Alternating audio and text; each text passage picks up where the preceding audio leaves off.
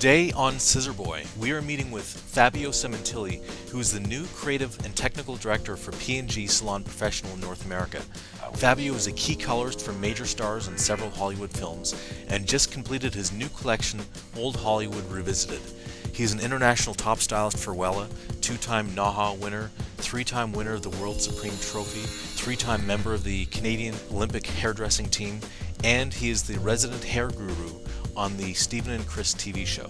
So stay tuned, you don't want to miss a minute of today's episode.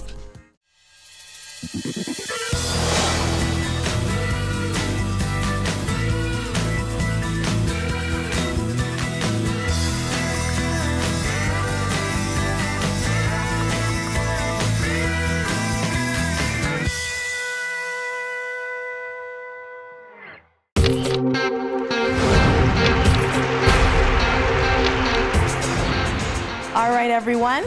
I'm here with the infamous Fabio. Excuse me, Sherilyn, it's Fabio Sementilli. Oh, spicy. Excusez-moi, s'il vous plaît. Fabio, how are you doing? I'm doing good, Sherry. I'm really well. It's been a great couple of months for me. Mm-hmm. Yeah. There's a lot of things in store for you that we're going to talk about today. But the last time I saw you was at the ABA Hair Show. Yeah. You were quite fabulous with that hairspray. Yeah. Hello, are you finished zhuzhing, Fabio? Hello. Well, I gotta get myself ready for my You're fabulous. You're Thank fabulous. you. Let's talk about the beginning of Fabio. When you were, coming out of high school, you didn't know what the heck you were gonna do. Right. And you saw your sister in the salon and you said, hey, that's interesting. Talk about that. All right. Talk about the beginning. Yeah, I mean, my beginning. I mean, there was nothing special about how I started. I'll tell you. I barely made it. I barely made it through high school, only because not because I wasn't a good student. Yeah. I just wasn't interested. Okay. I didn't apply myself. I was actually very fortunate that I was from a inner city program that picked certain kids from our parish, from our church, that got to go to a wonderful school called De La Salle College, which is a private school that I had no business in the private school because we had no money. So, at least admits it. Yeah, absolutely. I mean, I grew up downtown Toronto in Little Italy, and we just had enough to get by. Wow, humble beginning. Yeah, absolutely. And so I went to the school, but what the school taught me was that there are people out there who were really successful. Yes.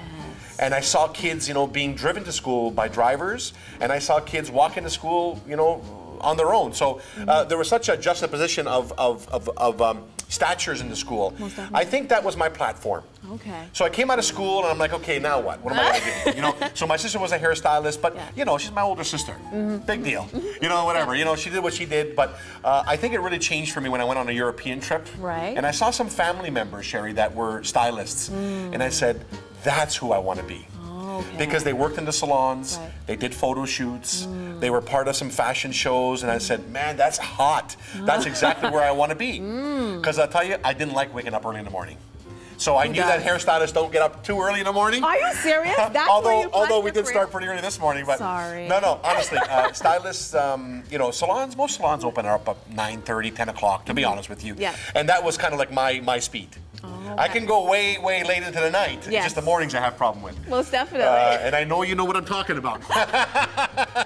No. So that's how I started. And when I got back, I went to hairdressing school and I went to Marvell. Yeah. Yes. So talk about that. The training that you got there and how important that was to get your technique down. And Marvell at that time and beauty school at that time was really about assimilating us into the culture. So it's using the right words and understanding what combs do and what finger waves and skip waves and perms and all of that kind of stuff. Okay. It really was a strong basic education. Okay. I didn't really become a hairdresser to years and years into my career, where I really started to feel the pride, and I started to feel the need to give back. Yep. I started to feel, hey, you know what? There is something here, and I love it, and I feel at home here, and this is my family.